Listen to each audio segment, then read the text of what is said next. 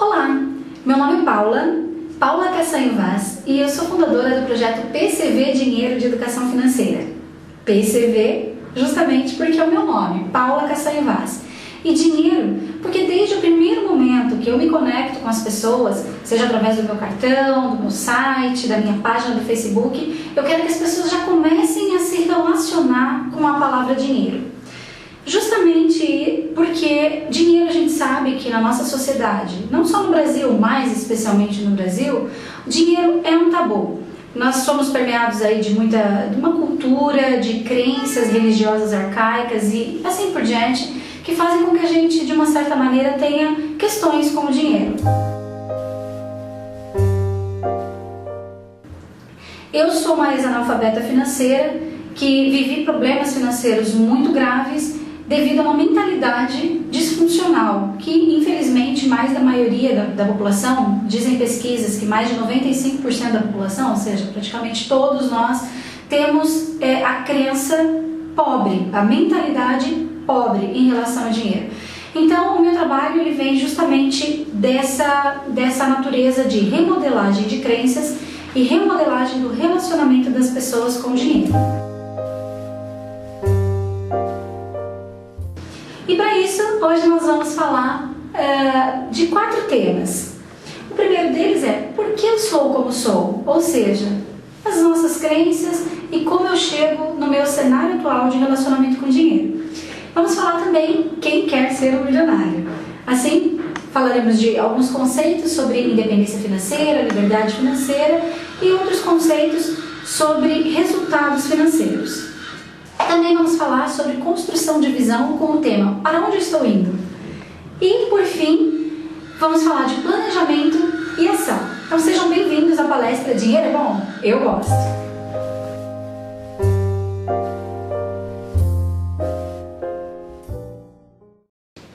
Então nós vamos falar agora do nosso primeiro tema. Por que eu sou como sou? Nós todos temos os nossos comportamentos modelados através da nossa educação, seja ela formal ou informal, direta ou indireta, e uma das formas da gente aprender é através do modelo. Então, obviamente que a gente, hoje adulto, reproduz os comportamentos que a gente aprendeu lá atrás, especialmente pelos nossos cuidadores, pelos nossos pais e as pessoas que, enfim, davam esse modelo pra gente, né? E nós temos também um agravante, que é um agravante do Brasil. Em meados da década de 90, todo mundo deve se lembrar, talvez você não tenha vivido nessa época, mas você com certeza ouviu falar que naquela época a inflação ela era tão absurda que de manhã o dinheiro valia uma coisa e à noite ele não valia nem metade do valor inicial. Então nessa época, o que acontecia? Se de manhã eu podia comprar uma televisão, chegava à noite eu já não podia mais comprar aquela televisão. Então imagine qual foi o comportamento modelado no brasileiro. Foi um comportamento de imediatismo. E pouco tempo depois veio a era do crédito fácil. Imagine só o que modelou. Foi uma bomba de consumismo, uma bomba de consumo realmente. Porque se eu já sou treinado para comprar por impulso, imagine tendo acesso a crédito fácil. Hoje em dia a gente sabe que ainda estamos vivendo resquícios dessa era do crédito fácil, embora as coisas tenham mudado bastante. Além disso, nós ainda temos alguns agravantes por sermos um país da América Latina, que tivemos influência religiosa arcaica muito grande lá nas nossas origens. Então nós herdamos crenças limitantes como, por exemplo, quem é rico não vai para o céu, dinheiro não é bom, as pessoas que são muito ricas ou elas são corruptas ou elas são depressivas, elas afastam as pessoas. Então tudo isso são crenças religiosas arcaicas que não tem nada a ver com uma religião específica, mas que também foram herdadas e todas elas também fazem o nosso modelo de relacionamento com o dinheiro acontecer. Então, fazendo uma retrospectiva disso que eu falei, nós temos 3 principais influências no nosso comportamento com o dinheiro e somos como somos por causa disso. Número 1, a nossa educação, seja ela formal, informal, direta ou indireta. Número 2, esse cenário financeiro e econômico do país que com a inflação mais o crédito fácil modelaram um comportamento de imediatismo em relação a consumo. terceiro, que é essa mentalidade religiosa arcaica que a gente deve remodelar a partir do treino mental e novas crenças realmente que sejam mais funcionais em relação ao dinheiro. Então, fica claro que somos como somos, nos relacionamos com o dinheiro dessa maneira, inclusive, como eu disse, 95% da população tem um relacionamento ruim com o dinheiro justamente por conta dessas influências. Então, a gente não precisa culpar ninguém, nem culpar nossos pais, nem o governo, nem nada. A gente simplesmente herdou um modelo de relacionamento com o dinheiro que a gente pode mudar. E essa é a boa notícia. Nós podemos construir um novo relacionamento mais sustentável, mais funcional com o dinheiro. E é isso que a gente vai falar um pouquinho aqui hoje.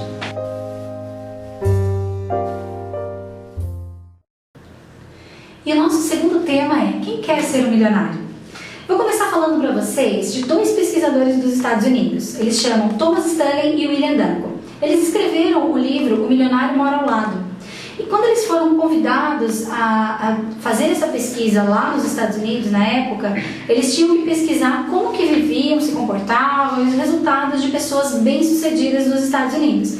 E eles contam no livro que quando eles foram começar essa pesquisa, eles falaram: puxa vida, mas é simples. Uma pessoa que é milionária, ela compra carrões, mora em mansões, ela compra nas melhores grifes, tem os melhores relógios, sapatos, etc. E quando eles foram fazer a pesquisa, eles viram que é justamente o contrário. As pessoas de mentalidade milionária, eles têm um outro estilo de vida. Eles prezam pela prosperidade. A prosperidade como um conjunto de todas as áreas da vida que se integram e fazem com que exista qualidade de vida. Então, eles não prezam pelo status ou pelas pompas, e sim por esse meio de viver no qual o dinheiro vem só a facilitar. E uma das coisas mais interessantes que eu acho dessa pesquisa deles, que eles constataram, é que esses milionários, ao contrário do que a gente pensa, eles compram carros seminovos, por exemplo, eles moram na mesma casa há mais de 40 anos. Um exemplo desses é o Warren Buffett, que é um dos bilionários, né, mais poderosos do mundo inteiro. Ele mora há mais de 40 anos na mesma casa. Que mais? Entre outras coisas, assim, eles não compram roupas de grife, eles têm cartões de crédito que não pagam anuidade. Então, existe todo por isso que, inclusive, o livro chama O Milionário Mora ao Lado, né? Porque você pode ter um milionário morando do teu lado, mas que ele preza justamente por um estilo de vida com prosperidade e não com status. E aí, obviamente, que a gente verifica alguns comportamentos e pensamentos e resultados desses milionários que podem nos ajudar a também construir uma nova mentalidade, uma nova forma de se relacionar com o dinheiro. E uma delas é que todos eles estudam educação financeira. Então, uma dica dos nossos amigos milionários e bilionários do mundo é aprender sobre dinheiro.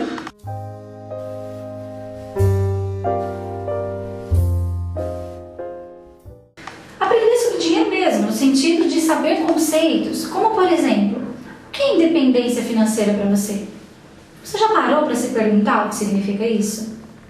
Segundo Reinaldo Domingos, um dos maiores especialistas em educação financeira do Brasil, independência financeira é você chegar ao patamar no qual seus resultados de lucro de investimento possam custear pelo menos 2 vezes o seu custo de vida mensal. O que significa isso, trocando em miúdos, né? É o seguinte: se eu gasto R$5.000 para viver, entre todas as minhas despesas fixas, supermercado, gasolina, aluguel, prestação da casa, IPVA, IPTU e assim por diante, condomínio, eu gasto R$5.000 por mês.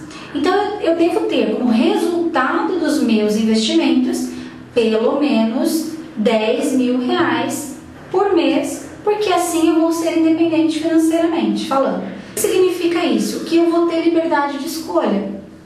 Eu vou ter como decidir, inclusive, trabalhar ou não trabalhar. Eu posso decidir não trabalhar ou apenas trabalhar sem necessidade de sobrevivência.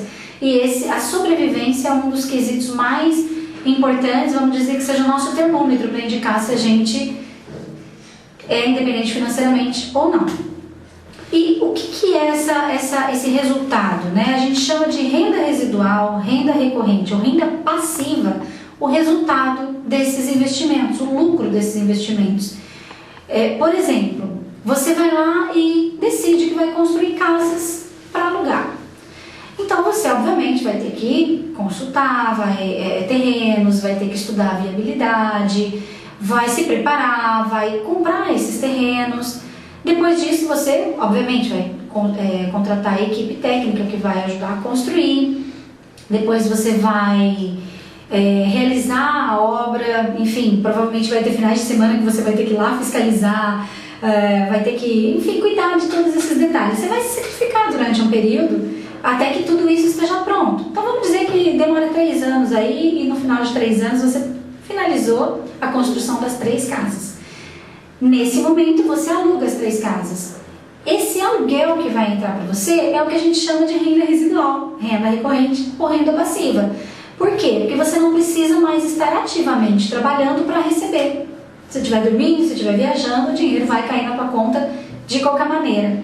Então fica claro, quando eu chego ao patamar de independência financeira, eu tenho essa renda residual, ou seja, o resultado do lucro dos meus investimentos, que vai me dar a possibilidade de custear pelo menos 2 vezes o tanto que eu gasto mensalmente.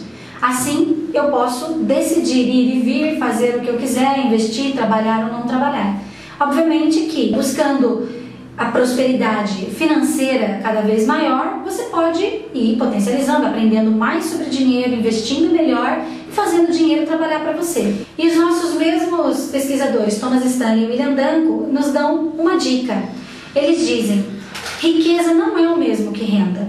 Se você tem uma boa renda todos os anos e gasta tudo, você não está ficando rico. Você apenas está tendo um alto padrão de vida. A riqueza é aquilo que você acumula e não aquilo que você gasta.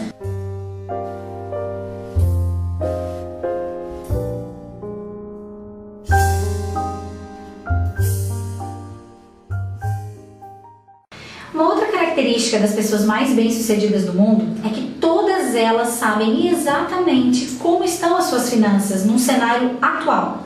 Ou seja, tomar consciência da sua situação atual é uma das coisas mais importantes para que você tenha um ponto de partida.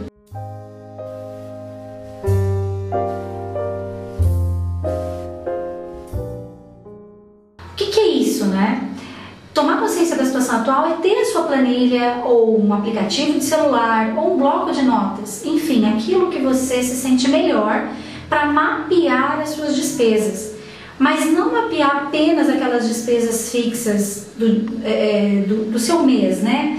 A maioria das pessoas, quando começa a fazer uma planilha do mapeamento diário mesmo, ou seja, que ela inclui ali a bala que ela comprou, que ela inclui o estacionamento, que ela inclui o R$10 do cafezinho, ela começa a perceber que ela achava que tinha um custo de vida X, mas na realidade ela tem um custo de vida, estou para te dizer que 2 vezes X. E é muito importante fazer isso porque você começa a entender não só onde o teu dinheiro está indo, como também como você se comporta em relação ao dinheiro.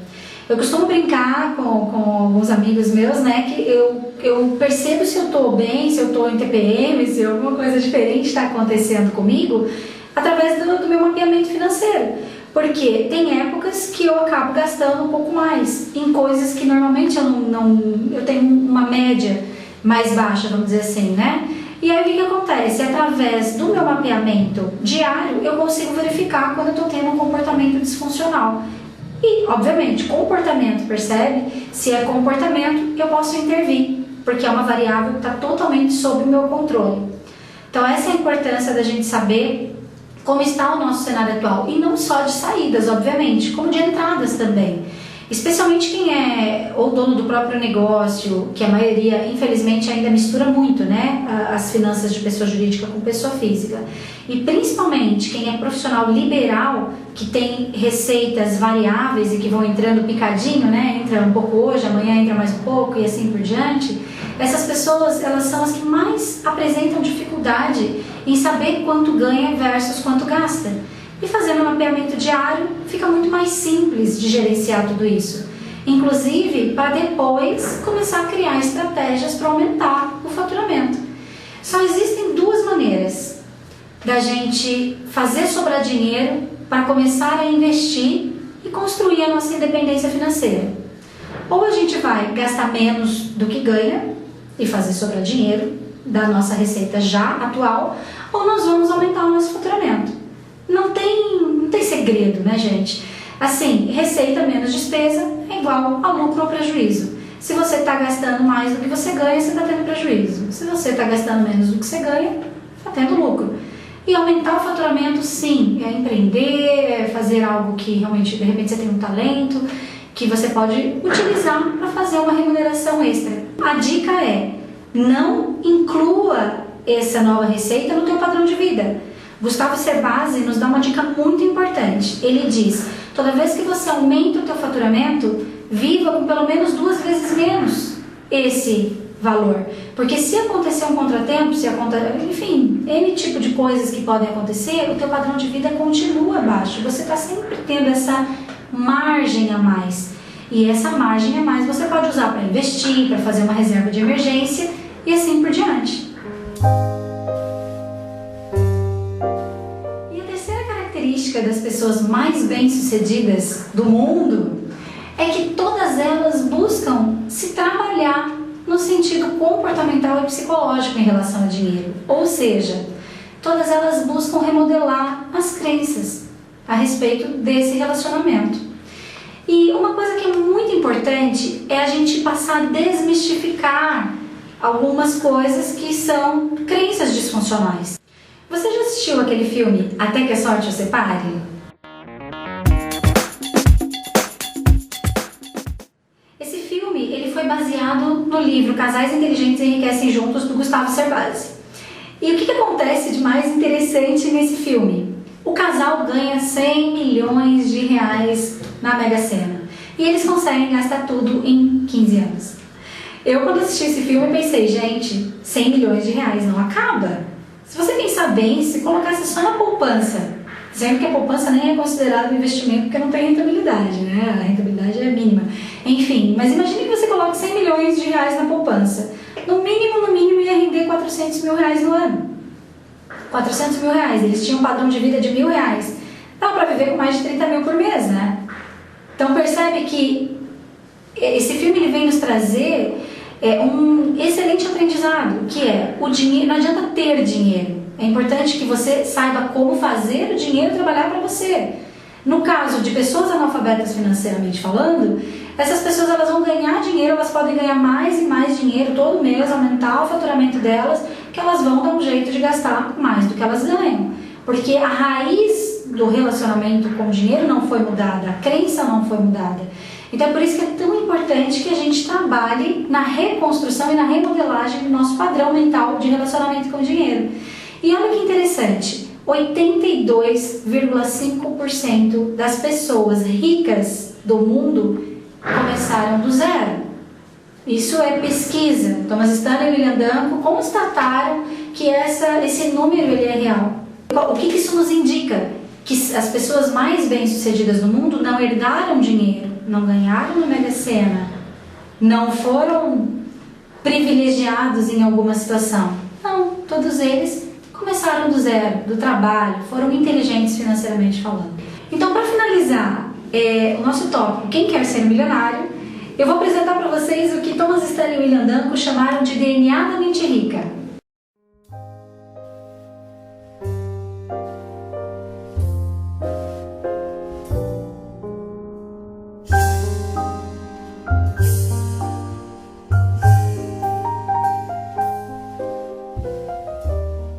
Então agora nós vamos para o terceiro tema do nosso encontro. Para onde eu estou indo?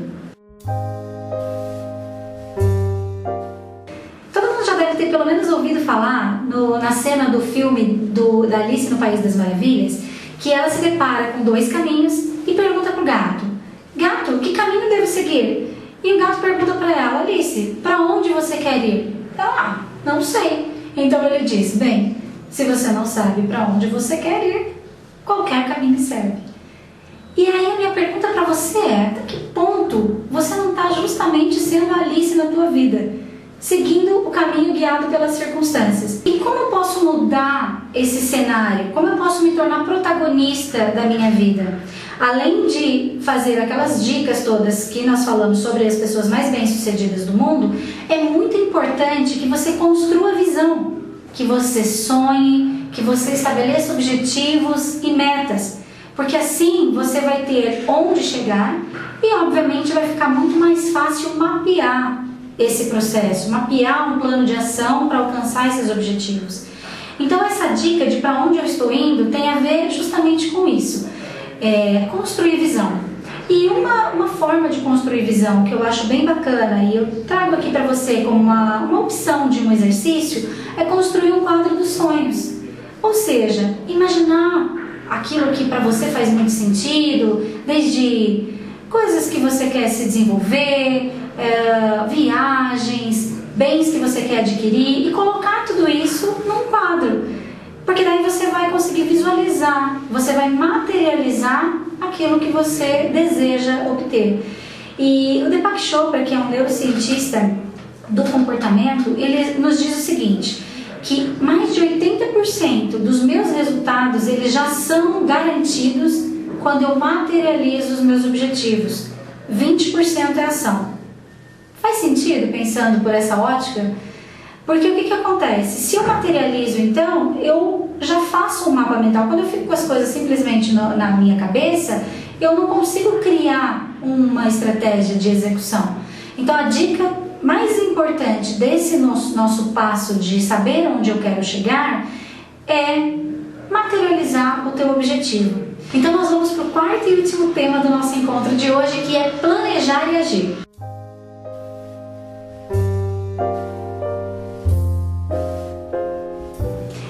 Ribeiro nos ensina que, para transformar um sonho em uma meta realizável, a gente deve colocar uma data. Por quê? Porque quando eu coloco uma data, eu coloco um prazo final. Eu mesmo me dou o comando de realização, de tempo para realizar aquela meta. Porém, é muito importante que a gente tome alguns cuidados para que não venhamos nos sabotar em relação ao cumprimento dos nossos objetivos. Vou dar um exemplo prático para você entender melhor. Se eu digo para você que quer emagrecer 20 quilos em um mês, é viável? Emagrecer 20 quilos em um mês é praticamente impossível, com saúde. Como que eu posso trabalhar essa meta de forma a não me sabotar? Imagine que eu diga para você então que eu quero emagrecer 20 quilos em um ano. Percebe como fica diferente? Em um ano eu consigo criar um planejamento sistemático para atingir essa meta com mais facilidade. Não quer dizer que eu não vou me desafiar. Eu vou me desafiar sim, eu vou ter que criar uma rotina, eu vou construir alguns comportamentos que talvez eu não tenha, criar habilidades também, eu vou ter que renunciar a algumas coisas porque eu vou fazer uma alimentação mais saudável, vou criar uma rotina de exercício físico. Então eu vou fazer um planejamento sistemático e não vou precisar me sabotar. Porque imagine se eu tivesse falado então que eu quero emagrecer 20 quilos em um mês. Eu coloquei a data como o Larry Ribeiro nos ensinou. Porém, uma data impraticável. Se eu tivesse há 2 semanas, 2 semanas fazendo uma dieta e eu tivesse emagrecido 3 quilos, obviamente faltando 17 quilos para atingir a minha meta e só tendo mais 2 semanas, eu ia desistir. Eu ia falar, puxa vida, não vai dar mesmo. Aí vem todas aquelas outras crenças disfuncionais, eu não consigo mesmo, é melhor eu não ficar correndo atrás disso porque nada dá certo comigo. E aí entra naquele coitadismo que não tem absolutamente nada a ver e não leva ninguém a lugar nenhum. Então, se eu trabalho com um planejamento sistemático, com mensurável, aplicável, temporal, ou seja, um tempo adequado para eu conseguir cumprir as minhas metas e com submetas, ou seja, passos menores, numa evolução como numa escada, eu vou conseguir atingir todos os resultados que eu quiser. Para finalizar, eu quero trazer para vocês uma reflexão.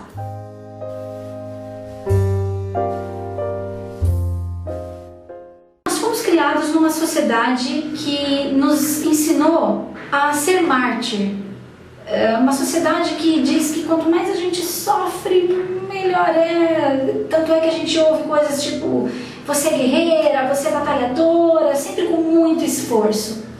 A questão é que existe uma forma mais leve, mais sustentável de viver a vida. E aí eu te digo que ao invés de sofrimento, você pode sacrificar. O que é o sacrifício? É uma renúncia consciente. Quando eu sei onde eu quero chegar, quando eu sei qual é o meu objetivo, o meu sonho, e isso realmente é relevante para mim, eu tomo decisões no meio do caminho, inclusive como renúncias do tipo não gastar com certas coisas, deixar de ir em alguns lugares para poder me organizar melhor, inclusive financeiramente falando. Então eu tomo decisões que vão ajudar a alcançar os meus objetivos. Então eu não sofro por isso, eu sacrifico, porque no final vai valer muito a pena. Faz sentido isso que eu estou te falando? Então agora vamos fazer uma retrospectiva dos temas que trabalhamos hoje. Por que sou como sou? Nesse tema nós falamos sobre o nosso modelo de educação, o fato de sermos resultado atual de toda a influência direta ou indireta do modelo de crenças, do modelo educacional do Brasil e do modelo inclusive econômico. Depois falamos sobre quem quer ser um milionário. Nesse tema nós trabalhamos o DNA da mente rica, trabalhamos como as pessoas mais bem-sucedidas do mundo se relacionam com o dinheiro e podemos ter uma perspectiva desse modelo para também passarmos a aplicar na nossa vida. Depois, o tema para onde estou indo? Muito importante, pois aqui falamos sobre construir visão, sobre inclusive voltar a sonhar e colocar no papel, materializar os nossos objetivos e as nossas metas. Para finalizar, nosso último tema foi planejamento e ação. Lembrando que planejar precisa não só materializar os seus objetivos no papel, como também construir uma programação de realização que seja aplicável. E para consolidar o nosso encontro de hoje, eu quero te convidar a mais uma reflexão. Anthony Robbins é um dos coaches mais influentes do mundo e ele nos convida a pensar na seguinte frase: é em momentos de decisão que o seu destino é traçado.